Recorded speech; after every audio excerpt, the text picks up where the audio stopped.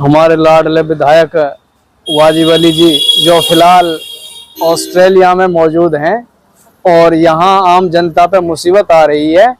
तो उसके बारे में कुछ पंक्तियां मैंने लिखी हैं जो इस तरीके से हैं। जब आयो टाइम चुनाव को तैने कही कहा है मेरे आगे इन नेतान की औकात, मैं नू कहूँ बीरा वाजिब अली तू करे है बेतुकी बात, जा दिन मिलो तोरू टिकट कांग्रेस को तैने कही लाख घेर ले छीतरी नदी आई रहेगी सीकरी, नदी आई रहेगी सीकरी, जा दिन आयो रिजल्ट चुनाव को तम रोया हाथ दे दे हीकरी, चुनाव हारना के बाद जब चलो तू इलाका में तैने कही रेड बुल तो ऐसे ही चलेगी काई की बाप की ना पीरा, हम तो सुख और चैन से जिंदगी काट रहा पर तम जैसा नेता हमने ना जीण दे रहा, जब आयो हो तू बनेनी में तैने कही मैं नौकरी खा जाऊंगा तहसीलदार की, बीरा वाजिब तेरी औकात नहीं हटाने की एक पल्लेदार की, बनेनी में आके तैने सूदी जनता पे खूब बजवाई ही ताली, हम तो बेबस बन के रहेगा जैसे उजड़ा बाग का माली, तू तो अपना आपा है बचान को चलो गयो परदेश, या जनता है तेरी अब पतो पड़ी तू गिरगिट की तरिया वाजिब बदले है बेस, हमसू दुनिया कहवे ही तम बिग्गा और तम गद्दार हो कौम का, बीरा तम ने कहा पतो वो वाजिब ने कर्म करा ऐसा हमारे साथ जैसा बतावे है फिरौन का,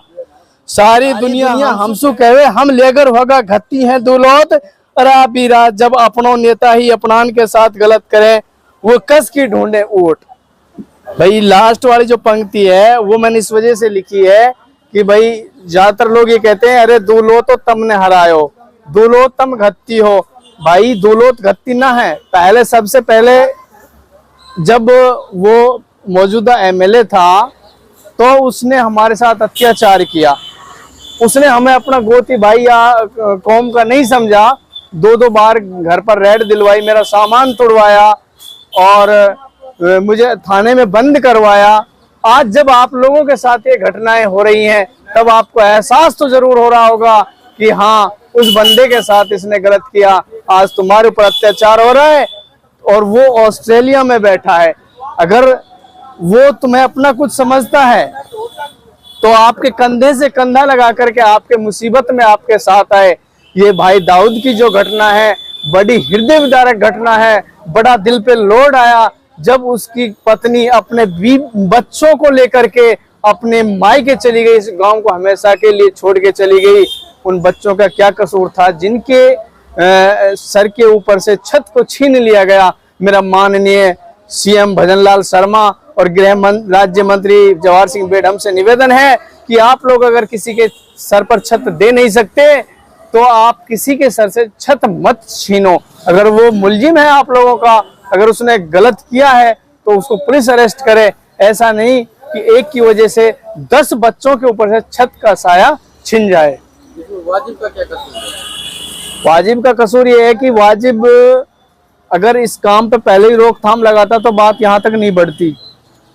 ये जो हमारी पीढ़ी है, युवा पीढ़ी, मेवात 50 साल पीछे चला गया। जिन हाथों में कलम होनी चाहिए थी उन हाथों में मोबाइल और अश्लील वीडियो थी। आज कैसे छूट गई वो बच्चे, आज ये कैसे स्कूल जाने लगे हैं। कितना अच्छा रिजल्ट आए, कितने हमारे भाई डॉक्टर बने, आईपीएस बनो, आरएस बनो, ये गलत काम छोड़ो। तो हमारा जो नेता है वो इसके लिए जिम्मेदार रहा है। अब सही हो रहा है जो हो रहा है, होने वाला तो सही हो रहा है, लेकिन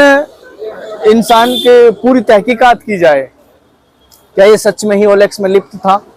चलो मान लिया हमने दाऊद लिप्त था, क्या उसके 2 भाई भी लिप्त थे क्या? जो उनका भी मकान तोड़ा गया उनके भी बच्चे बरसात में कहाँ जाए आप बताइए। उनके बच्चों को भी घर से बेघर कर दिया, वो भी उस मकान में रहने लायक मकान नहीं रहा, उन दोनों का मकान भी उसके साथ टूट गया।